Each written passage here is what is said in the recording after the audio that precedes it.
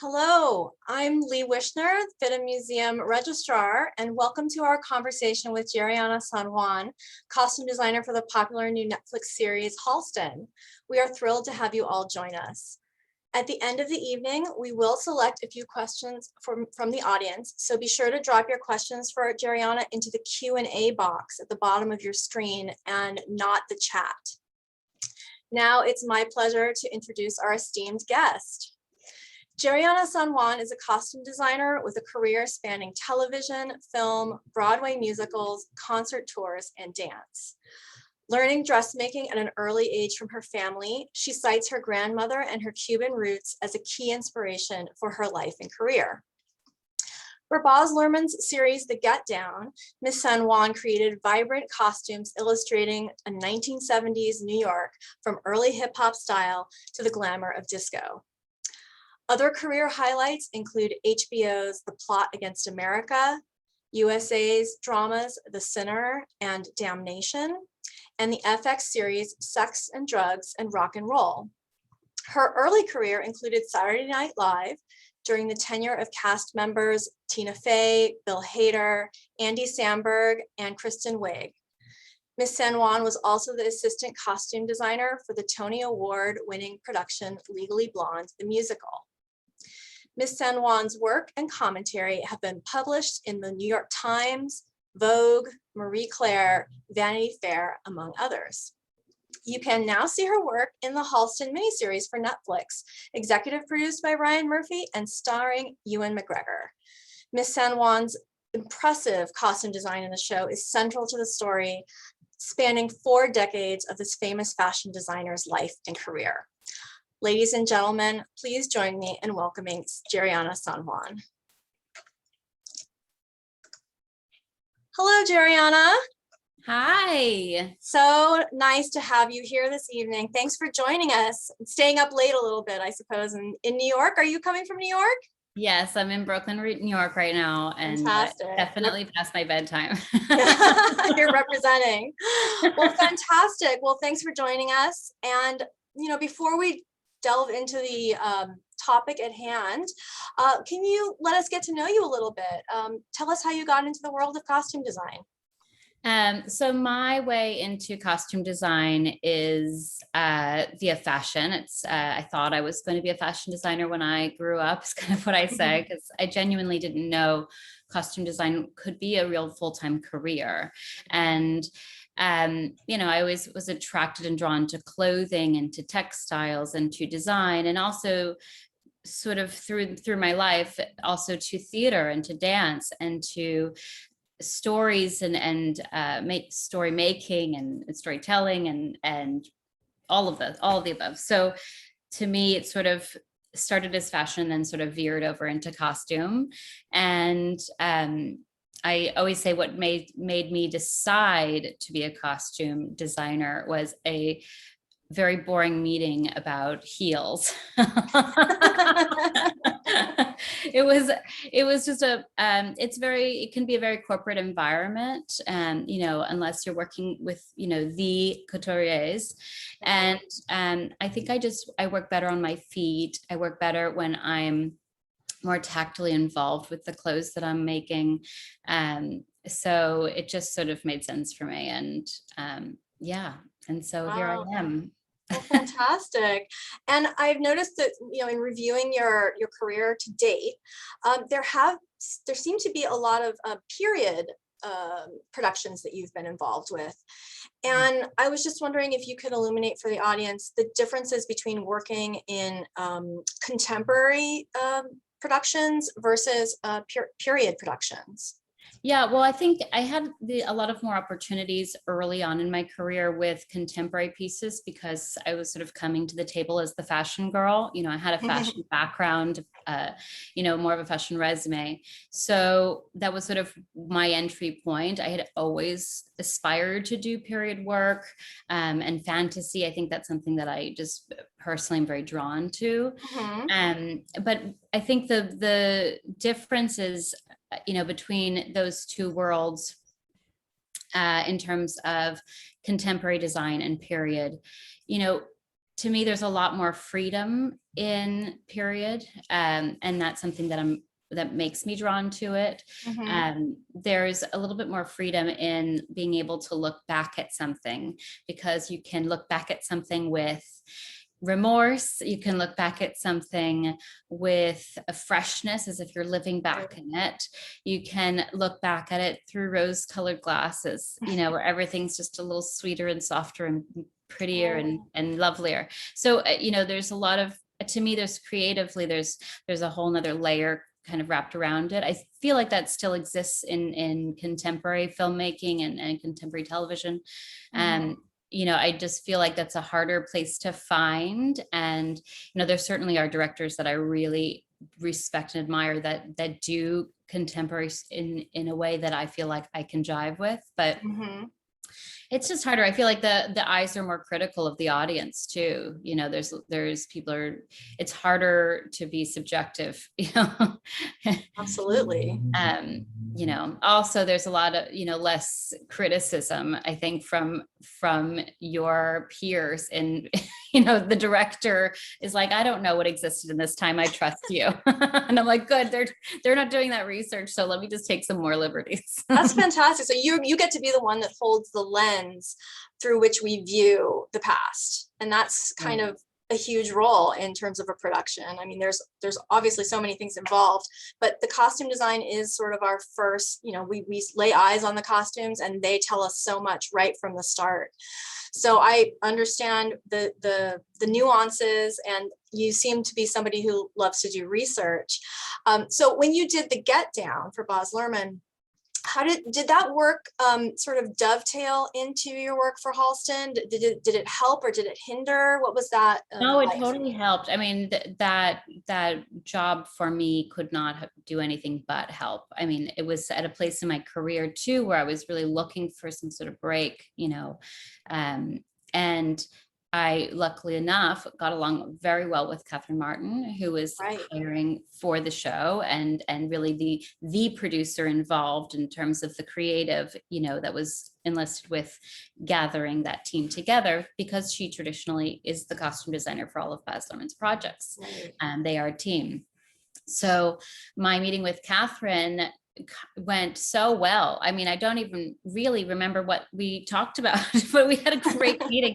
And I think I was just sort of expressing how I was so personally romanced by this story and how meaningful it was for me from my background, and the relevancy it had for me personally. I think she understood that I was going to make this, it was truly going to be a child to me. I was going to put so much love into this because it means that much to me. It still does. It's such an incredible story, and beautifully written, and the cast was amazing. I mean, it was a really great project. And also, I think it's really tough when your first big break is also with Baz Luhrmann, because he's such an amazing director. And I think I maybe didn't even realize how lucky I was at the time working with him. I mean, obviously I'd greatly respected him and knew his body of work, and was hugely influenced, I think, in my own eyes because of the things I have been watching of his. But truly, that experience of working with him was about character development on like a whole nother level. It felt more actually like my theater experience, where we really discussed characters as a whole and communally between the props department and the set decorators and the actors, like in meetings about who is Cadillac, what's he into, what's his vibe, what kind of car does he drive, and I bet you that car would be this color, and what would look great are these color seats with this color jacket sitting in front of it. It was that kind of conversation, and it was just I really feel like it set me up for success, because I really was able to kind of get in there and be a huge part of that storytelling through the visual voice of the costumes. And it really just, I think, allowed these little buds in me that was very period, excited and fantasy excited, and it allowed them to open within me. And I think that's since been sort of the things that I gravitate more to. Yeah, well, I can see that the real holistic approach of the whole universe for each character, how you really thrive in that environment. It's very evident, especially in your current project. So can you tell us how you got to be part of Halston, and did anybody have specific opinions or requests or advice for you when you came on board? Yeah, I mean, I think there's an important thing to note, if anybody is watching this who is an aspiring costume designer or currently a costume designer can relate, any sort of creative truly, that there was a long time between the Get Down and Halston. There was a long time between that. And I have, continued to, hustle, as they say. You got to keep working and you got to keep doing your thing, and not everybody's going to care about everything you do. So that's like a valid life lesson to learn right there. Thank you for sharing that with our audience, because we do have people who are in costume design already and who are aspiring. So this is the straight talk. Thank you. It's the straight talk. I feel like that's who I am. So you're just gonna get the real me, guys. Yeah, Sorry. no, that's good. That's all we ask for.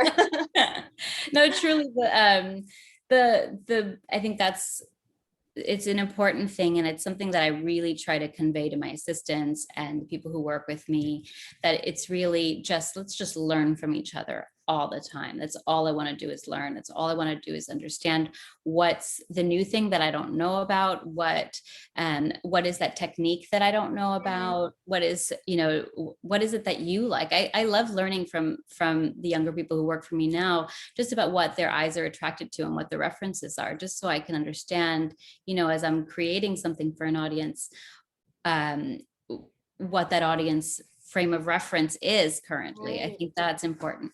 But anyway, I sort of lost track there. Oh, no.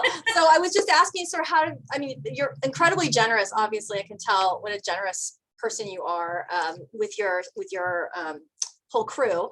But what I really wanted to know is just how did they approach you for Halston? Oh, for Halston. Okay, so yeah. So I was just finishing up The Plot Against America with David Simon. We were towards the end of that production, and I had gotten wind that this show had been coming to New York through a line producer that I had worked for before, for example, on a pilot that no one's ever heard of.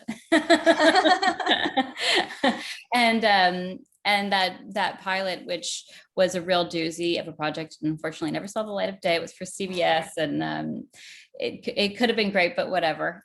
But anyway, that line producer that I worked with on that project is just so amazing and lovely, and we gelled really well. And she was going to be the line producer who was doing Halston. So that was my first, way to sniff it out that it was coming. And then after that, I said, there is no way that job is going to be shooting in New York, and I'm not going to be the designer of it. Love it. To me, it just felt like the perfect symmetry of all of the things that I love. And I desperately love fashion, to a fault. I desperately love period. I am a personal fan of Halston's work. And I really just admire, him as a designer and what he brought to the table to American fashion, changed American fashion. I mean, I feel like that appreciation of him was really born out of my experience at FIT. And, I just felt like it would be so great. And then I found out only after, actually, I think I had my first meeting for the project, that it was going to be Ewan. And then I just went, okay, well, now I have to get this job, because he's an incredible actor and somebody I've always wanted to work with. And really, when I was able to picture who Halston would be, through what vessel Halston would come back, I really felt like that much more compelled, because I just know he's such a brilliant actor. And I just felt like that it couldn't get any better at that point. And it was Dan Minahan, who, by the way, is, up there with Baz in my book, just absolutely brilliant. Such a clear creative voice and direction. Absolutely.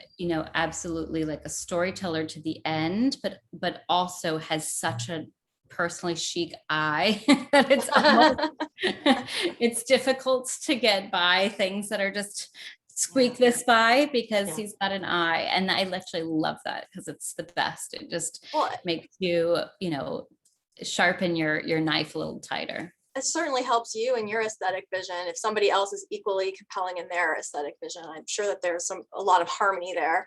What was it actually like working with Ewan McGregor? I know that you got very extensively into the weeds about design and everything. So please tell us about Ewan. So Ewan is truly, like I said, he's an amazing actor. And I really got to know that firsthand. And, you know, you always have to prepare for all cases when you're first working with an actor who's also the central person in an entire story. You know, how much would he want to embody Halston, you know, to a T, or where would we find those places where we could sort of shape it a little differently, you know, texturally, or, you know, for whatever reasons, also just to physically resemble a character, you know, how can you create those, you know, moments where you're really finding, you know, kind of carving that shape out. So Ewan was just lovely. And I mean, honestly, I could not have had a better Halston. I feel like the world couldn't have gotten a better Halston. He is so collaborative, so open. I mean, he walked into my office, and before he was even there, when I was in prep, I started to really feel this like strange sense. It's gonna sound so creepy, but I wanted to be surrounded by Halston, truly, because I was thinking about him. I was thinking about his voice so often at the early phase of that prep when I'm just in research mode. And you know, there's just such a huge archive of images that I had to dig out through Andy Warhol's personal snapshots, which are like unpublished, like literally looking through negatives of Andy Warhol's photos, looking through, you know, Bill Cunningham photos, you know, of him, or photos at Condé Nast or photos at Vogue, looking at old Women's Wear Daily images of him, anything that had been published, you know, looking up even on eBay, if there was an article about him in Life magazine where there was a photo that existed nowhere else. I found that Life magazine and ordered it. So I really had to gather everything. And then I had me and my team basically kind of went through everything and started to organize it, you know, by year as best we could. Some things didn't really have a very firm date, but we sort of, you know, by age, whatever, found a place. Created this crazy wall that became my like beautiful mind wall, everybody called it, which was surrounding my desk and my whole office.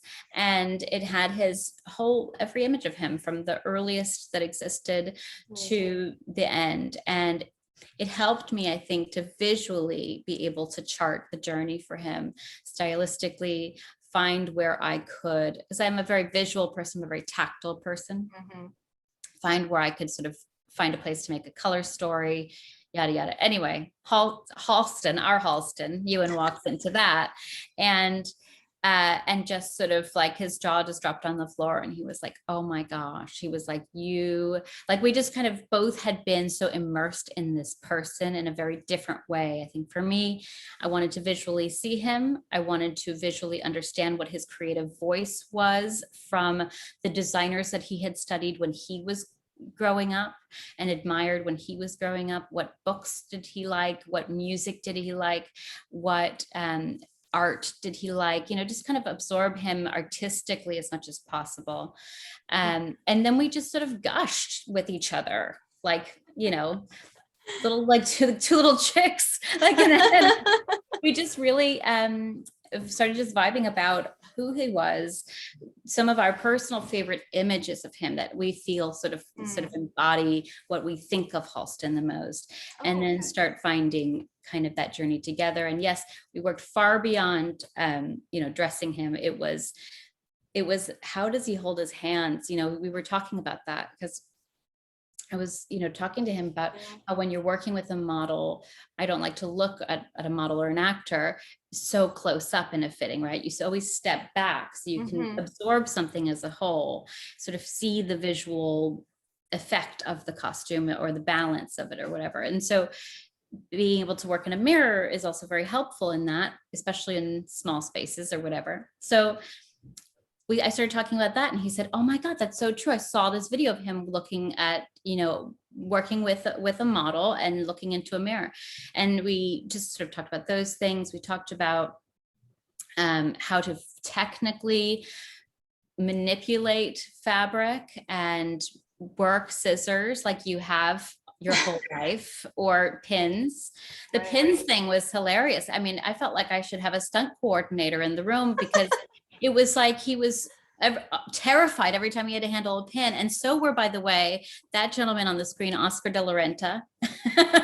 Every person who played a designer, I think, had a whole nother moment of understanding how there's like a whole nother level skill set, of designing. It's, there's a physical way that you have to relate to the things that you're touching and working with. If you're an artist, you know what paintbrush to choose and how to mix colors. So it's the same thing for a designer. And I think not everybody understands that. So no, they don't. And you've given one of the best actors in the world a window into your craft, as you got to watch his craft, which is kind of a great back and forth gift. Totally. I knew that I could tell from the moment when I saw him rip from a bolt of fabric. I was like, oh, he's been trained. And also I'm standing right next to the camera. Right. I mean, it was just like, oh gosh, he really knows what he's doing here. And it just showed that you had guided him in all these, I mean, incredibly important details to get right. Right. If you're putting out a story about a fashion designer, what was it like to work with so much draping in this whole production? I mean, I just, of course, the 70s, so much bias, so much draping, so much fluidity. And it seems like almost in every aspect of the design that you had to touch, there was some element of draping. Was that something that was challenging for you, or fun, or how did you feel about that? My happy place. It's my happy place. I literally went to FIT, so I'm very tactically connected to clothes. That's part of the education there. Right. And I think that also again comes from my grandmother. And I've been saying lately, I've been talking about her like too much. It's almost like I should start seeing a therapist. Never enough. But truly, I feel like she taught me to relate to clothes and to begin to imagine clothes through my hands and through creating them. So I'm very tactile in that way. And when it came to all these moments of invention on camera, where it was going to be a moment of, literally in the script, it just says, Halston finds a fabric, builds a dress, period. And the next scene. So there's a lot of, there was a lot of working with this story on a sort of a DNA level, which was so exciting for me, as not usually a part of the process as a costume designer. So to decide what would that visual moment be, what collection would he be building, what idea would he start with, I went to some of his principles in design. That's where I think where my studying him as a designer, really helped, because I really found myself clued into some of the sort of base principles and DNA in his design, like the bias, for example, and decide that we would do something even on the bias because it was important to his work and it reflected that 70s.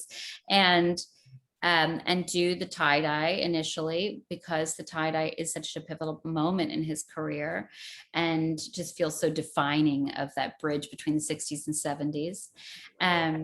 And so this caftan, for example, on Rebecca was one of the first real moments of invention on camera. And I started with it by just I just grabbed a bunch of printer paper and I just said, I wanted to see fabric as a length and how I can start playing with it and coming to a silhouette that feels very early Halston, iconically Halston, the caftan, obviously. And then, what if I created a tie-dye shape for it that highlighted what the bias is, a literal visual education for everyone from Ewan McGregor to everyone on that set, actually, except for Rebecca, who knows fashion. I mean, truly. So it was kind of I just started drawing on paper what shapes make cool shapes when they turn, and that way. And that's how that was what birthed this caftan. It's a single seam caftan, which is a very iconic shape of his and pattern of his. It had to be done free form through draping, which is not typically how this would even come together. I think the real like the deep cut fans will know that, but I wanted it to turn on her and to start forming that single seam, for it to happen organically, so I filmed it myself doing it. And then had, I even had my PA play the tailor, and you play like my assistant, you come play, the camera person. And we filmed it, and I sent it to Dan, and he was sort of like, love it, great. And then we started going through it. And then I ultimately started rehearsing it with Ewan himself. And that's kind of the birth of this moment, and that whole tie-dye collection. Oh, they're so fabulous. And I have to ask, as a textile lover myself, did you have to recreate some of these tie-dyes yourself? Yes. So you got messy. So we were able to get our hands on, ultimately, I think it was 3 caftans that were original Halston tie-dye caftans. And it was very difficult to do so because, as I've learned now, women had a lot of fun in their Halstons. So it was really hard to find collection worthy pieces that would look fresh and beautiful and new, like their first day out on the runway. This was, for example, a piece that we built, and he used a dyeing facility that was one of the very first, that really was doing tie-dye like on a whole new level. And so we worked with a wonderful New York dyer. His name is Jeff Fender. And I've been working with him for years, since Legally Blonde the musical, since you name it.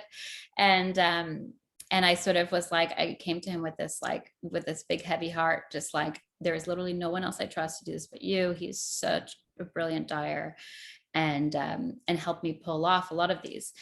And they were a lot of, there is a lot of things about them that are authentically Halston, but there are some things about them that are not. And that's where the sort of curative process really was like key in deciding what would inhabit the spirit of Halston, but maybe not necessarily be all, carbon copy, because I didn't want it to ever look like a yard sale or like somebody's like collection of, I have these old Halston dresses. I wanted it to feel like the way a collection feels when it walks down a runway, which is like a runway show can be like a movie. It can be like, that's the intersection of fashion and costume. I think for me, that's a really happy place. When I watch a, Alexander McQueen fashion show, it feels like I am turning on a movie or a music video, and I think that's the part about it that I wanted to capture, of, that the colors all felt somewhat relative, and the spirit of the tie-dye all felt somewhat relative, and that it also all popped against its environment. And that first fashion show, which you have, photos of some of those backgrounds, they are, that background, that drapery that surrounds that room is really wild. So I wanted the clothes to still be the star of the show. And so kind of just chose complementary, colors to that. Absolutely. And I do believe I read that you were able to get some ultra suede material from the original maker, at least, so that you could, again, how important textiles are in his work, you were able to experience them. What was that like to work with that material? So I was able to get the original ultra suede. The people who make it are like, they do tech fabric, that's their thing, and they primarily work with like Patagonia and REI, like all of these very camping gear. And they were like, no one's wanted ultra suede in a very long time. They were like, are you sure you want this? And their actual number one use of ultra suede now is the inside of iPhone covers. When you buy your iPhone covers, that's the ultra suede. Well, I can't imagine that Halston would have seen that coming, but okay. No, it's wild. And I think it was so exciting for them too, because of that. They put me in touch with one of the original engineers of the material from Japan who had worked with Halston. They gave me color cards of all of their original like archive color cards, and Amazing. we were able to find matches on the current ones. So it really was like it was like geek out fantasy. I love this attention to detail and this deep diving into history. And I want to segue into the Battle of Versailles, but before, and it's sort of part of the question, and you've touched on it a bit, is your love of research and sort of going as far back as you can to get as much information. What kinds of period sources did you turn to? Interviews with people that were associates of Halston's? Did you look at museum collections? Yeah, all of the above. I mean, Halston, it's not like doing Damnation where I couldn't talk to anybody that existed or was a part of that. I feel like doing Halston was a gift right now. And Dan had been trying to make this as a movie for 20 plus years. But doing it right now felt so important for many reasons, and I think I was so lucky that all of these people are still around. Actually quite a majority of them are not because of AIDS. Yeah. It's horrible, but a lot of people are, and including Chris Royer, who was a muse of his, was a Halstonette. Many of the Halstonettes are still around, and we're very willing to talk about their experiences, about what he was like. There was Sassy Johnson, who is the head of Halston's Made to Order, who handled all of the couture clients. There was Gino Balsamo, who was a tailor in Halston's personal shop, and actually was the tailor who was personally tasked with making all of Halston's own clothes. So he was able to advise me on some of those little details. There was also research that was out there in the form of Women's Wear Daily Archive that were just reviews of some of his earlier collections that there may be only one or two photographs from. But what I would actually read in the review of the collection, like Halston's showing cashmere mini dresses. He calls them the skimp. We'll see what the Upper East Side ladies like. It was like very cutely, written, and that just taking in that, or just the way that fashion writing writes about colors and silhouettes, and I think that was also very inspiring for some of the earlier stuff. I believe it. That's amazing. And were you able to see some collector's items or pieces in museums as well? Yes, absolutely. Well, Chris Royer was extremely helpful, and I went to her home and went to her storage, where she has a insane collection of her own Halston that she loans out to museums, which is incredible. I mean, she had a few pieces, I believe, in the Studio 54 exhibit at the Brooklyn Museum that I was able to touch, before they were in the exhibit. So at that point, I was able to turn them inside out with her and study how they were constructed. So it really was like, that was the biggest blessing. And I told her that afterwards. I said, I think that was the key for me in really like just being able to inhabit a little better and understand the construction details and the nuances, the choices of buttons, the hems, the structure of everything, the fabrics, being able to touch those fabrics. There were other pieces as well. Lipscomb University has a small archive that was donated to them. Oh, nice. So I was able to look at those pieces, and they sent me tons of photographs of everything. So it was really helpful, I think, to touch and feel everything. Yeah, well, that's the kind of resource we like to provide through our museum to designers as well, because there's so much you can learn by touching and turning inside out that you wouldn't necessarily learn from a photograph.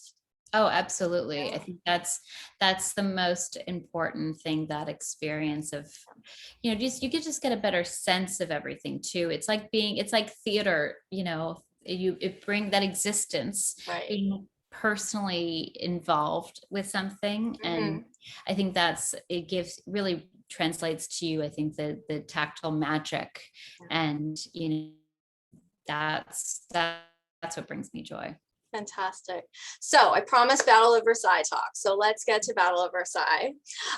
What I particularly love about this as well is that you didn't just get to focus on Halston. You also got to sample a bunch of different American designers, the ones that participated in the show, like Stephen Burrows and Anne Klein and Bill Blass and Oscar.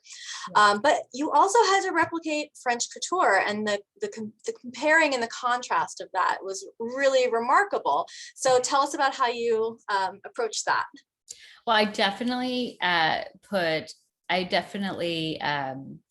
took a lot of license. I want to start with that. I knew when we were even doing Versailles, I was like, we won't do Versailles though, right? And they were like, no, we're doing Versailles. Um, uh, when we were first doing Versailles, we just sort of immediately had to get around the table of how we were going to do it, how we were going to condense and, make, because the actual Versailles, the production of it was just enormous. And, 90 models on stage at the same time, like, was very, huge. So to start condensing into what we were doing was like step one.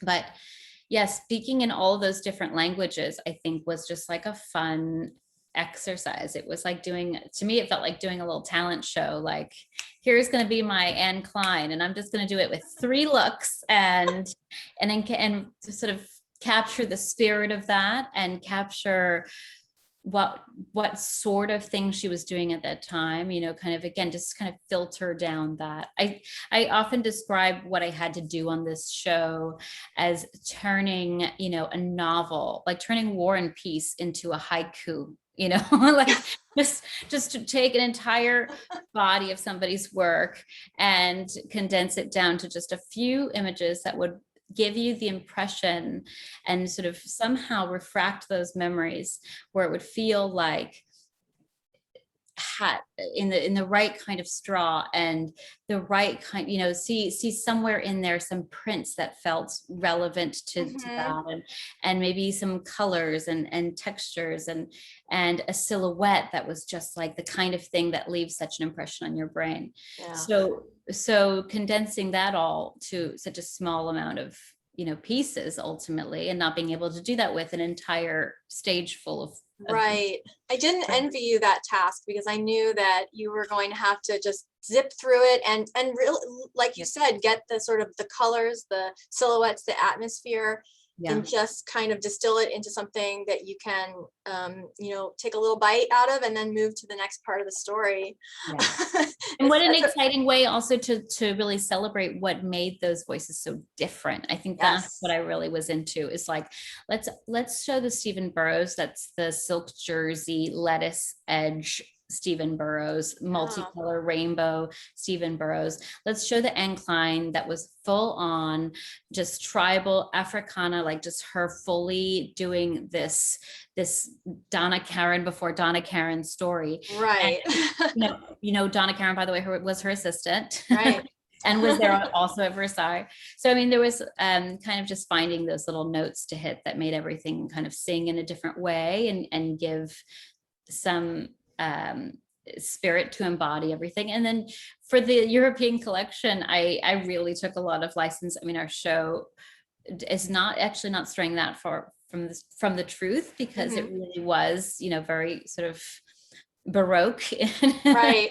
And the dresses were much more formal. So I just kind of took that and ran with it, and kind of tried to echo a little of what Givenchy was doing, or Dior, but legitimately was just trying to give it that sort of romantic French, Cinderella story. Yeah. Well, the contrast couldn't have been clearer. So, brava. And then, of course, you had Liza to add her special touch to the event. And I am dying to know how was it to interpret these larger than life muses for Halston. And I'm thinking mostly of Liza, Right. Minnelli, and Elsa Peretti, but also Martha Graham, because I feel like, you know, these are three very different, strong, forceful women. And I loved at the end that Martha sort of brought the creativity back for him, but, you know, they were all inspirational to him. So can you tell us a little bit about that? Well, I think I just wanted to reflect a little bit of the why those three women, and there are more, you know, but why in particular our show and those with those three women, really what their common thread was between them and what brought them together, whether it was a love of dance, a love of, you know, schmaltz, if you will, you know, or theatrical dancing versus ballet versus modern versus just a beautiful French woman that just kind of, you know, blows everyone away, or Elsa. I mean, all these people, they all have something very special. And you know, Elsa has she truly deserves her own show. I mean, this is all I've been hearing since the show has come out, is because it's true. And she is such a legend in her own right. She is so immensely, just powerfully, you know, creative and contributed quite a bit to bringing Halston the aesthetic. You know, pairing it with those equestrian belts was the key to making those cashmere maxi dresses fabulous. And, you know, pairing it with a bone cuff, it was the perfect note to hit together. And that's why they work so well together. And, you know, so I really wanted to just embody her spirit, and Rebecca literally can wear anything. And so that was just like absolute joy. You know, and it was hard to not put her exclusively in black, I will say, because she wore so much black in her real life. And I always wanted her to contrast with Halston.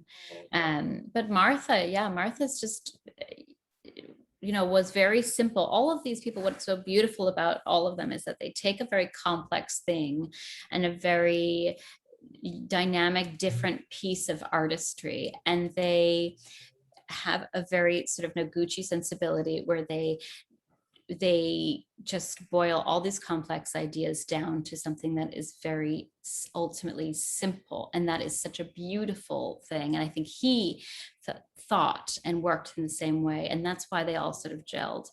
And when I was doing all these different women, I was just celebrating, you know, who they were and how that kind of married into that same idea. Gosh, well, what an incredible job you did with everything, every aspect of the production. I as a fashion historian and somebody who loves textiles, that was the biggest treat of my year so far, and I can't imagine it being surpassed. I could also talk to you for hours and hours and hours, but I'm going to open it up to the Q&A portion of the evening because we have to let our audience get some questions in too. So let me see, what do we have here? Okay, we have a question about your Latin American roots, and do they inform your work? And if so, how? 100%. How could it not? You can't erase who you are. It's who you are. No, 100%. I think how it influences my work is it taught me to never take anything for granted, to appreciate every moment. I know where I came from. I know my parents worked really, really hard to give me the opportunities that I had to get an education and go to school. And so I don't want any of that to go to waste. And, you know, even when I'm just sort of like, you know, F it, I don't want to get out of bed, I don't want to work so hard anymore. I'm just like, no, I have to do it for them. I have to do it for them. And so legit, I think it's a big piece of who I am. It also influences my work, I think, artistically, because my family has always seen things very vibrantly. I grew up in a very vibrant household with music playing and watching movies and watching old movies. I mean, I grew up on old musicals. My parents had like Bette Midler spinning, you know, that was like the tracks at the house most of the time. So I just like grew up in this world where that's just kind of, we celebrated dance, we celebrated music and art, and took me to museums. So it just was like a big piece of who I am. That's wonderful. Thank you for answering that question. A question about the Martha Graham costumes. Somebody says, the costumes for the dance company near the end were breathtaking. Were those exact copies of Halston's work, or did you take any creative freedoms with the dance costumes presented in the story? So it's a combination. There are these red spandex, essentially squares. Well, for the first iteration is the bandage version, right? Which right, written that way, and I was just sort of like, okay, and just to sort of invent it. I just started inventing. We did sort of filter down that we did want to do these what we called flying squirrel costumes, which were they're very sort of geometric shapes. They're just big squares, sort of like you take the Vitruvian Man and you draw a square around him, and that becomes the costume. And wow. And so that's where that started. And then I just sort of worked backwards from what are all the different ways your brain can go on your way to making that square. If you were starting with bandages, and then here are 6 ideas for that. And then B, what's kind of living around that. So I did borrow some of his designs because obviously the whole time, this whole show, I wanted to reflect his work. So, so I took that square, straight from something that he had done. And there were unitards, and there are these gold unitards that are part of the earlier part of the piece that we were calling Spring. That whole ballet, start to finish, though, after editing, you see a good portion of it was truly, I think, feel like 10, 15 minutes long, and so there were several parts of it. And there was a beginning Spring, which were these unitards I borrowed that he made directly for Acts of Light, and I did them in the original sort of gold yellow color that he had done them. And then all of the other women, there's sort of a central figure in Persephone, and her mother, and Demeter, and all of these people that surrounded that central part of this story, of this little 15-minute ballet that I was able to sort of design as a ballet. I did invent those, actually, because I wanted them to sort of inhabit, again, in the voice of Halston, but I wanted them to move in the way that they wanted to move. I wanted them to tell the story of Persephone, to feel like a rebirth, and I think be white, just so they felt, all the more ghostly, and so that was a place where I got to sort of find my happy little design voice in there. That's wonderful. This was something I didn't actually get to, but I'm glad somebody's asked about it. The scenes where Halston starts to change his look, i.e. slicked back hair and self-tanner, etc., is one of my favorites from the series. What were some of the things you wanted for those scenes to truly convey he was defining what would become his look? So that also touches on the evolution of his look. Right, yeah. I mean, the scene is that turtleneck going over his head. So here's the first one. Have 16 turtlenecks hanging ready, because each time it's going to be stretched out and not work as well as the last. Multiples. Multiples. No, it's really the evolution factor was just about just kind of pulling out that contrast as much as possible. So really, he did wear some turtlenecks prior in his life. I didn't want to show them, obviously. So we just really stuck to button downs and, simpler shapes that were not gonna mirror that at all. So it really felt like a full butterfly moment. But the evolution in Halston's personal style, I think, really was this moving from boy to man. I mean, that's kind of what I felt when I was charting out his visual course. But yeah, that moment, I've loved that moment too. I think it's one of the moments, I think, where we really see him just so intimately with himself. You see that invention moment of, Mhm. when it was first just written on the page and we were all sitting around in a roundtable discussion about it, I just sort of went, you guys, this is his Batman moment. This is when he's becoming Batman, because it really is that moment. It's sort of like it feels like the birth of the mythology. Yeah. And so we also played with, other things, even what towels were there were my choices, and what robe would be hanging Wow. in the background. And then after that, just about how I was going to take that same image and also manipulate it as the journey went on, so that it wasn't exclusively just a black turtleneck and pants, because that'd get very boring to look at. And you also just want to know his life a little bit more dynamically. Right. Well, it's a wonderful transformation. Another question. I love learning about your research process. How much time did you have to prepare before filming started? So I think it was about a month. Oh my goodness. No, I'm sorry. Of like my prep process before I really had a chance to be in my studio and get hands on clothes. But that was, I think it wasn't much more. I think it was 2 months, something like that. Wow. So 2 months from when sort of I first got wind of the job to when we started shooting, I think it was something like that, 2.5 months. And as soon as I got the project, I started immediately on learning everything I possibly could about him, about his clothes, and just refamiliarizing myself on some level, but really just learning it all on a new level. Also, I think people don't really understand that it wasn't just about Halston, although yes, obviously this is it will now say designed Halston on my gravestone, because this show has meant that much to me.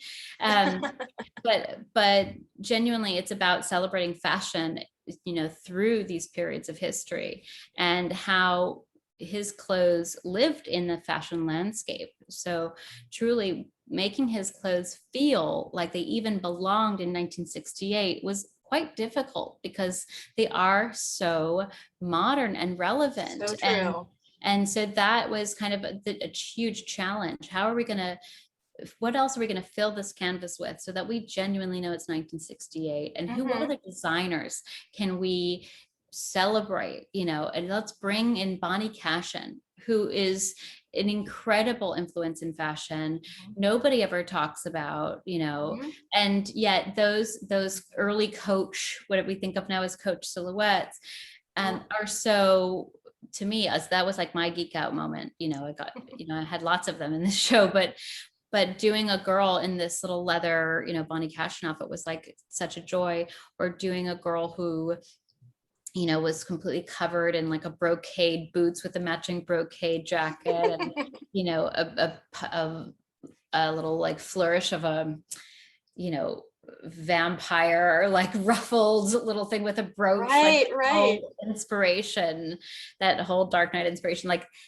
I just wanted to just highlight the contrast between the world that was genuinely happening at the same time, right, as these very, slick, beautiful, simple, minimalist clothes. Right. Or the Upper East Side lady in her suit with the leopard collar. Yeah. Oh, you yeah. needed to have all the range of contrast to see just how special and different Halston's aesthetic was as it was emerging.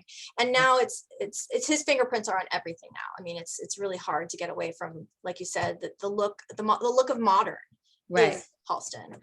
I have a fun question. Hi, Jeriana. Do you have any funny anecdotes from set? What was a particularly challenging moment that stands out during this experience?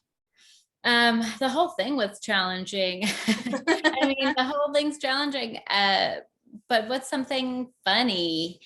Gosh, I mean, everything was funny. I keep it light. I mean, it has to be light. It has to be funny. It has to be hopeful and joyous and all of those things. To me, that's a place where creativity thrives and flourishes.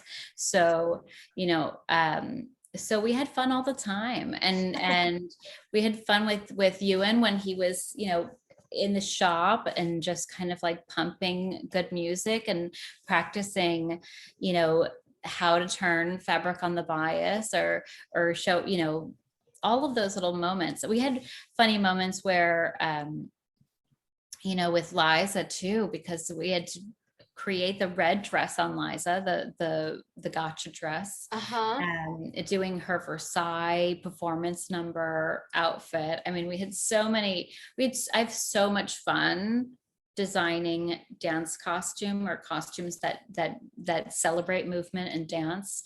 And that was just like, it was just like a riot doing those fittings where, you know, we're rehearsing the choreography and I'm like, move that rack out of the way. She needs more dance floor to practice this. But no, we have great fun every day. I believe in keeping a positive work environment. I want everyone on my team to be having a great time. And because the work is going to be tough, like here's the real talk. It will never be easy. It's always going to be hard. And if it's not hard, then you're doing something wrong, because you should always be challenging yourself to do better. And at least that's how I feel about me. That's me talking to myself. But definitely, I think it's always going to be tough. So let's just have a great time doing it. I think that's amazing advice to end on. I want to give you a huge thanks for being with us this evening, for sharing so many fascinating insights about your work on Halston, and for being such an inspiration to the next generation of costume designers. And we hope to welcome you soon, hopefully in person with your costumes, to the FIDM Museum very soon. Very, very soon, hope. We're so eager to get back to We're so eager to get back to having our exhibitions, and we can't wait to feature you again. I can't wait to be back there in person again. I just being at those exhibitions and your yearly display, Emmy's display, always just makes me so happy. And thank you. And we hope we'll be a resource for you for your next period research project. 100. Come on over. We're here for you. So thank you so much, Jeriana. I really appreciate it. And our audience thanks you so much. Bye. Good night. And next month, from June 23rd to the 25th, FIDM is hosting an exciting 3 days of fashion virtual event. And if you're interested, the RSVP link is being placed in the chat. And we invite you to follow us on Instagram at Jeriana at FIDM Museum. And I want to thank you all for joining us so much. Good night.